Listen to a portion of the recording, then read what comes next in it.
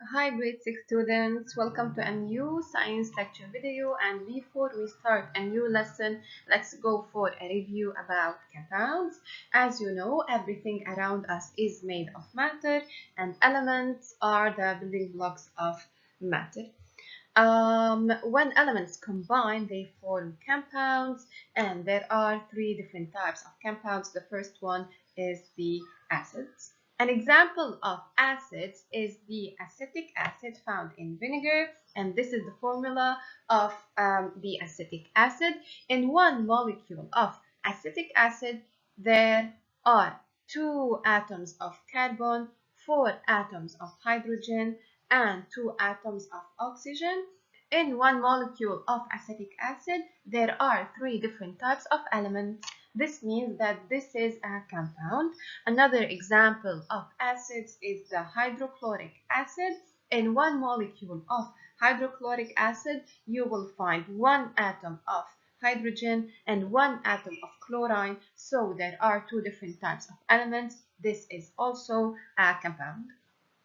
The second category of compounds is the base. I will take the sodium hydroxide as an example of bases. In one molecule of sodium hydroxide, as you can see, there is 1 atom of sodium, 1 atom of oxygen, and 1 atom of hydrogen. So there are 3 different types of elements in one molecule of sodium hydroxide. This is a compound. A neutralization reaction is when an acid and a base react to form water and a salt. I will take the sodium chloride as an example of salts. In one molecule of sodium chloride, you will find 1 atom of sodium and 1 atom of chlorine. So there are 2 different types of elements. This is also a compound. So a salt is derived from the reaction of an acid plus a base.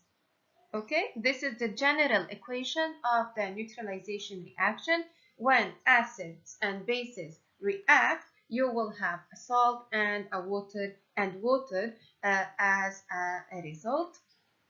An example of neutralization reaction is the reaction of formation of the sodium chloride. So when you mix the hydrochloric acid with the sodium hydroxide, you will get the salt, which is the table salt, the sodium chloride, plus few molecules of water. This is the chemical reaction. We are using the chemical formula of each of the reactants and the salt and the water also. And here is the word equation of this reaction. So hydrochloric acid plus sodium hydroxide give. So when these two, the acid with the base, react, we will get the sodium chloride and water. As I said, a salt is derived when an acid reacts with a base. What's the difference between acids and bases? You have to be careful. We shouldn't taste, smell, or touch a solution if we don't know what's the type of this solution, since strong acids and strong bases are dangerous to taste and to smell, to touch also. Acids taste sour, while bases have a bitter taste. Acids are solutions with a pH less than 7, while bases are solutions with a pH greater than 7. We use indicators to identify the pH of the solution, and then to indicate if the solution is an acid or a base, like the litmus paper, for example. And that's it. Oxalic acid is an organic compound found in some fruits and vegetables like carrots and coconuts. On this bottle of oxalic acid, you will see the writing 227 grams of oxalic acid. This stands for the mass or the amount of oxalic acid that this bottle contains. So, how much oxalic acid does this bottle contain? It contains 227 grams of oxalic acid. So the mass is the measure of the amount of matter that makes something. Okay, again, how much oxalic acid does this bottle contains? It contains 227 grams, which is the amount, how much matter does this bottle contains. Mass, again, is the measure of the amount of matter that something contains. Mass is measured in kilograms or in grams, and 1 kilogram of a substance is equal to 1000 grams of this substance. We use pan balances to measure the mass of an object. Let's do this. Let's do this together. What is the mass of the yogurt cup? We are using a pan balance to measure the mass of the yogurt cup. Help me with this. The pointer of the balance points to 10, number 10. And pay attention that this balance measures the mass in gram. So the mass of the yogurt cup is equal to 10 grams. What about this? We are measuring the mass of the box of books. The pointer points to 18, number 18, but this time the pan balance measures the mass in kilograms. So the mass of the box of books is equal to 18 kilograms. This is not a pan balance, but a spring scale used to measure the weight of objects. Look at the pointer. It is pointing to 20 and the weight is measured in Newton. So the weight is a force since all forces are measured in Newton. This means that there is a big difference between the mass of an object and the weight of the object. The mass is the amount of stuff that an object has in it, but the weight is the measure of the force of gravity on an object. What is gravity right now? As you all know, we are standing on the ground. We do not fly in the air because there is a force coming from the earth and attracting us toward it. The earth attracts the objects that are on it. That's what we call gravity. The weight is the measure of this force, the force that the earth has on the objects that are on it. The weight and the mass are directly related to each other since larger objects need to be pulled or attracted more strongly, so they weigh more than smaller objects. We will see this in a few. And the power or the gravitational force of the earth is equal to 10 Newton per kilogram. Let's calculate the weight of the objects that we saw in the previous slide. Look at the yogurt cup. We just said that the mass of the yogurt cup is equal to 10 grams. So let's calculate the weight of the yogurt cup. The weight is equal to the mass of the object. Right here, the mass of the yogurt cup is equal to 10 grams multiplied by the force of gravity that pulls the object. On Earth, it is equal to 10. But pay attention. The mass of the object needs to be in kilogram. And as I told you before, 1 kilogram of a substance is equal to 1000 grams of this substance. So to go from a mass in gram to the mass in kilogram, we divide by 1000. So the mass of the yogurt cup is equal to 0.01 kilogram. Now we remove the 10 grams. We put the 0.01 kilogram multiplied by 10. The weight of the yogurt cup is equal to 0.1 Newton. The yogurt cup has a mass of 10 grams but a weight of 0.1 Newton. What is the weight of the box of books? The weight is equal to the mass multiplied by the force of gravity of the earth, which is equal to 10. Right here, the mass is in kilograms, so we can use it directly. 18 times 10, it is equal to 180 Newton. Okay? The mass of the yogurt cup is smaller than the mass of the box of books and also their weight. Okay? So look, when things are larger, heavier, they have more mass, they weigh more.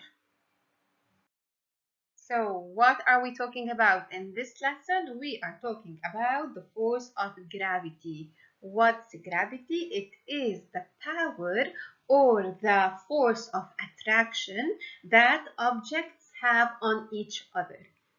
The more matter something has, the greater the force of its gravity.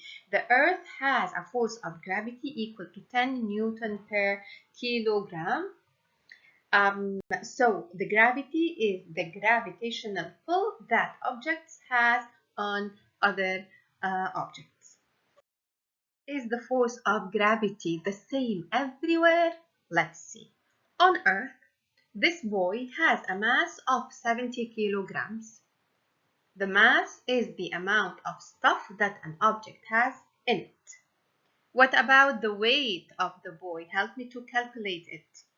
Since the force of gravity of the Earth on the boy is equal to 10, we can multiply his mass by 10. We will get 700 Newton.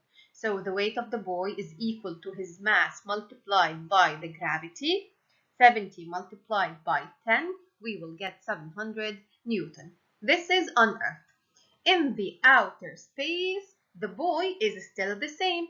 He still has the same amount of stuff in it. His mass is still the same. He has a mass of 70 kilograms. What about the weight of the boy? The gravity on Earth is equal to 0 in the space. Let's multiply 70 by 0. There is no force of gravity acting on the boy. 70 multiplied by 0, we will get a weight of 0 Newton. For this reason, we say that in the space, objects are weightless. They have no weight. What about the girl on different places? The girl has a mass of 56 kilogram. Let's multiply this by 10 on Earth since the gravity of the Earth is equal to 10. So the weight of the girl on Earth is equal to 560 Newton. This is on Earth. On the moon, the force of gravity is smaller. The gravity that the moon has on the girl is much smaller than the one acting from the Earth on the girl. So the weight is equal to 90 Newton. This means that the weight depends on how much gravity is acting on the object at each moment. The weight or the mass of any object is the amount of matter that an object has, while the weight is the force that is acted on an object due to gravity. Again, how are mass and weight different? Let's take an object with a mass of 1 kilogram. The weight of this object is equal to 10 Newton. When the object has a mass of 2 kilograms, its weight is equal to 20 Newton. 4 kilograms, 40 Newton. That's on Earth. Let's redo the same activity, but now on the moon. The force of gravity of the moon on objects is different than the force of gravity of the Earth on objects. A mass of 1 kilogram has a weight of 0.2 Newton. A mass of 2 kilograms has a weight of 0.4 Newton. A mass of 4 kilograms has a weight of 0.8 Newton.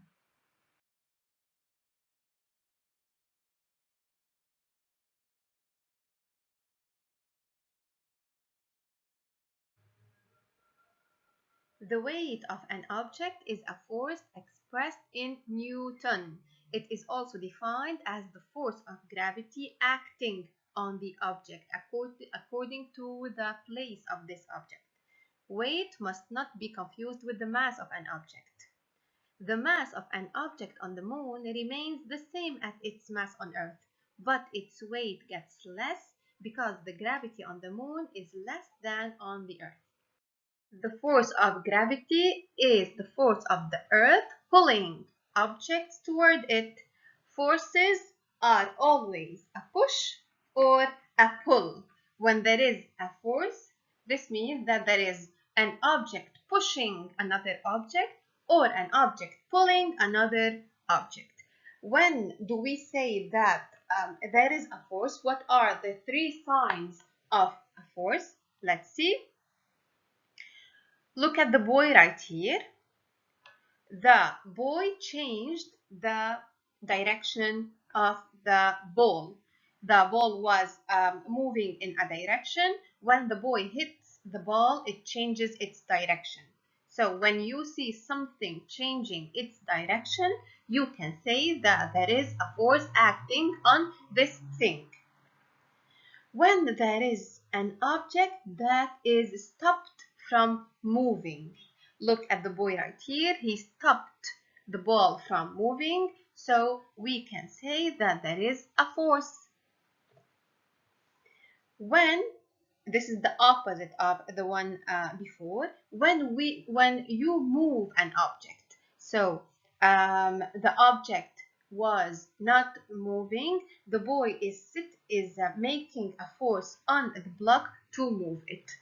So the three signs of forces in action are changing the direction of an object, stopping the movement of an object, or moving an object that wasn't moving. When can we say that there is a force in action? When there is an object that is not moving and then you put a force on it and makes it move. Okay? This object, the block is moving now. I will try to put a force on it to stop it.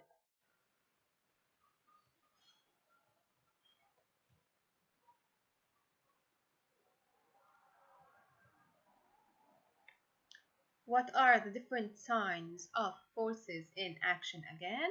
Look at the block. The block isn't moving. I will put an action, a force on the block to move it. The block is moving right now. So we can say that the robot had a force on the block. Can we stop the block? Let's see. I will put a force on the block to stop it. So it stopped. When you stop an object from moving, we can say that you did a force on the object. And this is it. A force is always a push or a pull. Something that is pushing another thing, something that is pulling another thing. Forces are measured in Newton, and there are many examples, like when you brush your hair, when you write with your pencil, you are changing the direction, or you are moving the brush, you are moving the pencil. When you close a door, you are putting the door in action, you are moving it. So you are putting a force on each of these things. The Earth also has a force or is attracting objects toward it. That's what we call the force of gravity. Objects have a force of gravity. For example, the moon attracts objects toward it in a force of gravity that is lower than the force of gravity of the Earth. Forces can be measured. We saw the equation or the relation between the weight and the mass. To calculate the weight of an object, you multiply its mass by the force of gravity of the object that is attracting this thing. What is the relationship between forces and motion? We saw the three signs of forces in action. One, when you move the direction of an object. Second, when you stop the movement of an object. And third, when you put something in action. So if you still have any questions, I will be happy to answer them all. Thank you for watching. See you soon.